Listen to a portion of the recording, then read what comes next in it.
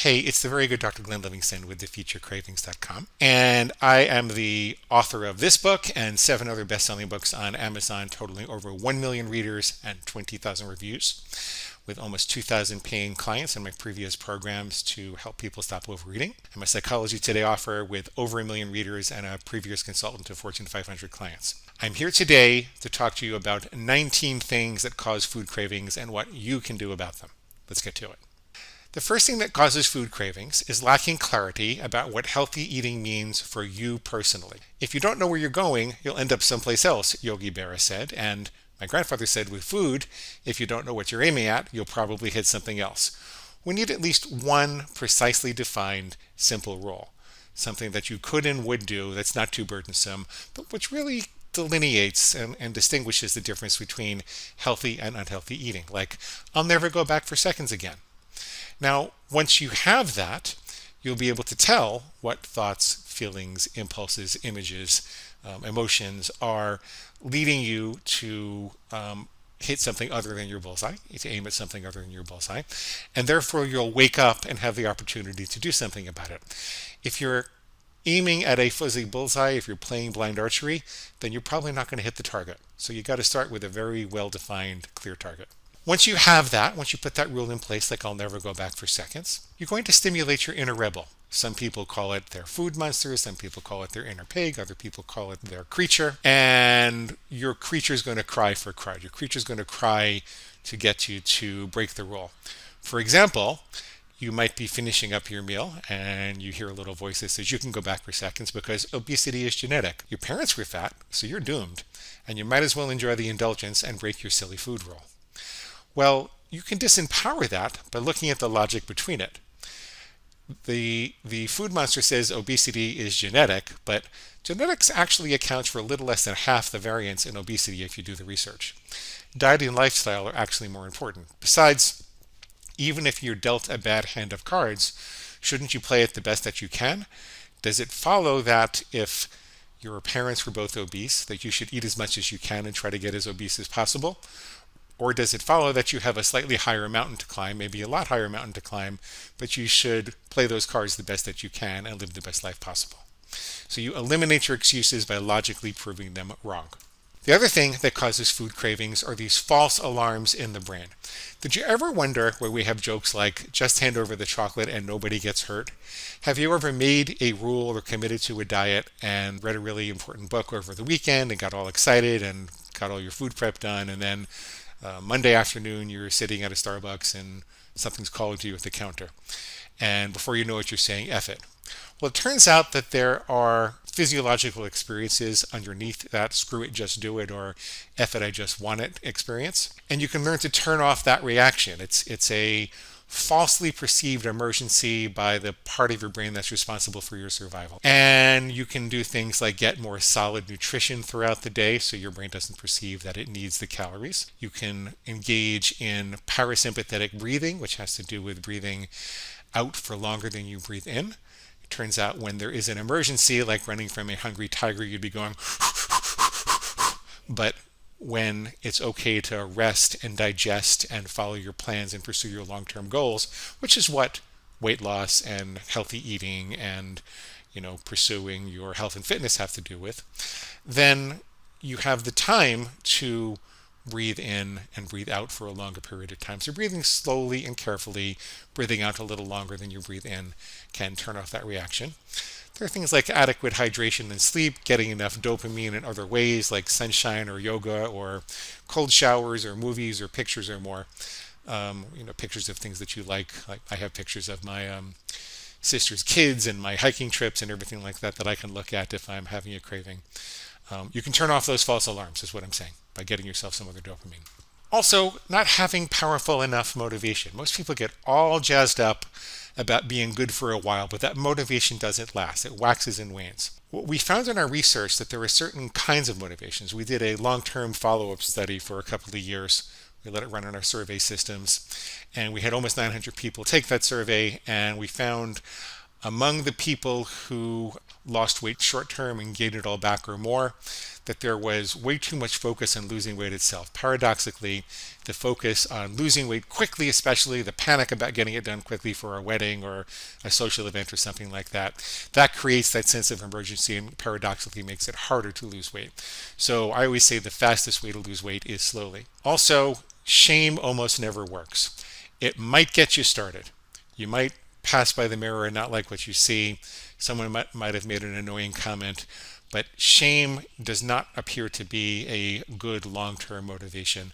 I talk a lot more about this in the book, which is free at defeatyourcravings.com. But what tends to work more long-term are the desire to be free from food addiction and torturous yo-yo dieting and having some serious health concerns, especially if you've seen a loved one or first degree relative suffer from diabetes or heart disease or strokes or anything like that. Those kinds of things tends to last a lot longer. Shame doesn't. Shame tends to backfire on you after a couple of months. Thing number 5 that causes food cravings is not understanding how the brain forms and extinguishes cravings in the first place. See, most people think overly strong cravings are probably a sign of a sick mind.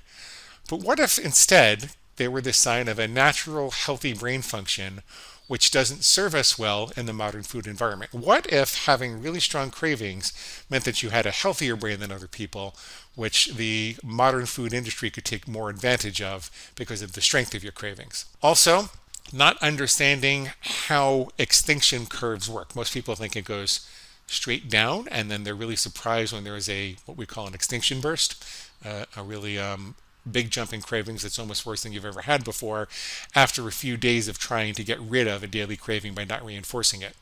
And most people give up and say, screw it, I can't take this is going to be torture forever when the extinction burst happens, but that's the exact wrong thing to do. You have to power through. The only way out is through. There are a couple of other mini bursts towards the end of the 21 to 30 day cycle when you're talking about daily cravings. Talk a lot more about that in the book too. Most people don't understand how the cravings are formed in the first place, how they're connected to food cues and food triggers, and how to get the brain to label them as dormant. The brain never forgets a craving. It never forgets an addictive behavior, but it will label it dormant so it won't bother you anymore. Thing number 6 is not automating motivation at the moment of temptation. The best motivation in the world does you absolutely no good if you can't access it the moment that you're fighting a war with a donut. That's why we've worked hard to develop ways to automate it in response to food triggers. There are exercises you can do, there are rituals you can engage in on a daily basis before the temptation hits you that makes your brain more reflexively able to respond in these situations to call up the motivation that got you to start the plan in the first place. One quick example, and then you can read more in the book, is what I'd call the pause muscle. See, the brain wants to automate behavior. It wants to automate the acquisition of calories. Calories used to be scarce. And so any way that it could conserve energy in acquiring calories and nutrition, it would do. So it's not natural to pause and think and breathe and disempower your food monster's excuses at the moment you feel really tempted. It's more natural to say, oh, just hand over the chocolate and nobody gets hurt. That's your reptilian survival response in action, trying to get the higher brain out of the way. So you have to engage in something a little unnatural. And one of the first things you can do is start to develop a pause muscle. Because if you're going to be able to do anything to intervene in that process, you're going to have to be able to pause. So all you need to do is every time before you eat anything over the course of the day, just go 1, 2, 3. Can you all try that for me? Before you eat anything in the next 24 hours, just pause and go 1, 2, 3. In and of itself, that helps. Because you have a constructive self. You have ideas about how to eat healthy. You have reasons for eating healthy. And even without my work, even without a structured approach, if you just add the ability to pause, you're going to get better results. You really should. The 7th thing that causes food cravings is not having a plan to stop the dominoes from falling when you make a food mistake. For example, what so many people do when they have an overeating episode is they try to make up for it the next day by over-exercising and under-eating. And you don't want to make up for a crazy day of eating with another crazy day of eating. You want to make up for it with a week of normal eating, regular, reliable, lower glycemic meals. if you ate a whole cheesecake one day, then it's really much better. Stay away from sugar and flour for the next few days. Focus on beans or proteins or greens or berries, etc., etc., etc. Things that don't spike your blood sugar and dopamine too much, that kind of put you back on a more even keel. And we find it usually takes 72 to 100 hours for people to feel dramatically better. Usually feel a lot better in 24 hours, but at the 72 to 100 hour mark, it's much, much, much better. You need to have a way to stop the episode from getting out of control. That's just one way, is by having a very specific meal plan in place that's going to focus on these lower glycemic foods for 3 or 4 days. The eighth thing that causes food cravings is not having a community. See, we human beings are pack animals, and feeling too isolated was very dangerous in primitive times. Our brains still think it is primitive times, but the good news is you don't have to become a social butterfly. If you're an introvert like me, I know I don't seem like an introvert, but I am one. You do not have to become a social butterfly. You only need to feel that a tribe is available to you. Being isolated 100,000 years ago in the savannah was dangerous. It's not quite as dangerous today physically, but our brain still thinks that it is. So if you know that there are other people around available to you, you're much more likely to be able to maintain your rational mind, because your brain will not perceive that to be an emergency. There was a study in the New England Journal of Medicine that reported a group intervention resulted in 81% more weight loss at the 1 year mark as compared to other types of interventions. It was 26.7 pounds versus 14.7 pounds. So community is important. It's one of the reasons we offer a free community. You can find that at the Future Cravings too, under the free stuff link. Most people know that sugar creates cravings for itself, especially too much refined sugar creates cravings for itself. You might have heard people in some overeating programs say, well, that's just the sugar talking. Sugar makes you a little crazy. It spikes your blood sugar and then it drops it way down. It takes a long time to recover. It's about 18 to 32 minutes of intense pleasure, followed by hours and hours of misery, unless you keep chasing it and keep chasing it and keep chasing it with more sugar. It also messes with your dopamine levels and your ability to feel normal pleasures in life. So bad stuff if you're having too much. Sugar causes cravings for itself and for more food.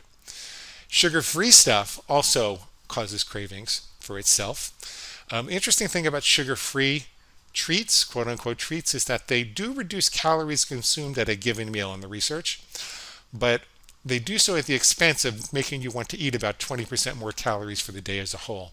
So it's not really a good economy. It doesn't really work.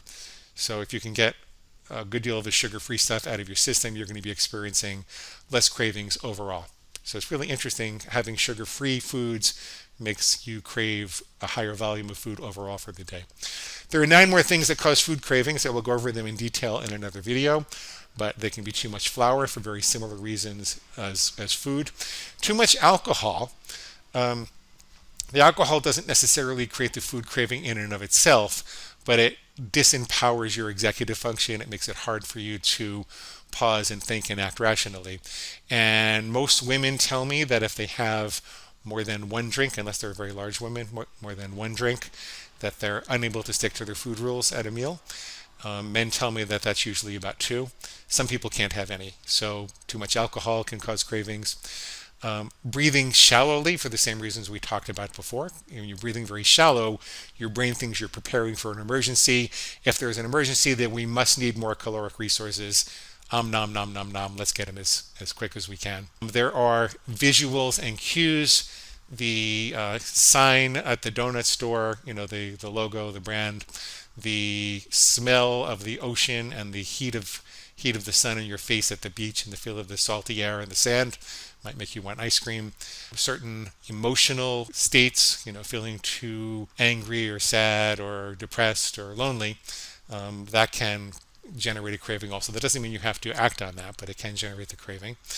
Being overwhelmed with too many decisions to make, too much input, that can make you have difficulty resisting cravings, because willpower is the ability to make good decisions, and there are only so many good decisions we can make over the course of the day. There are chemicals in the food system, especially in some of the packaging that we have in those bags and boxes and containers that we love, which can turn off your ability to know when you're full and know when you're hungry. feeling dehydrated, lack of sleep, and a lack of preparation and planning. All of these things cause food cravings and more. And I go over everything in great detail in my free book at Defeat Your Cravings. Please go to defeatyourcravings.com, sign up for the reader bonus list. You will get a free copy of the book in Kindle, Nook, or PDF format. We have traditional formats at traditional charges if you want them. You'll get a copy of the food plan starter templates. The program is diet agnostic. You can do it on any reasonable dietary philosophy as long as you're not trying to starve yourself. So this can work for ketogenic or high carb or low carb, or point counting or calorie counting, or carnivore or vegetarian or vegan. It's all available at defeatyourcravings.com. If you're looking for personal coaching, you can go to defeatyourcravingscoaching.com. But I suggest you start with the free stuff. Defeatyourcravings.com, click the big blue button and sign up for the free reader bonus list. You'll get all this and more, in addition to a free set of recorded full-length coaching sessions, so you see how this all works in practice. That's defeatyourcravings.com. Thank you.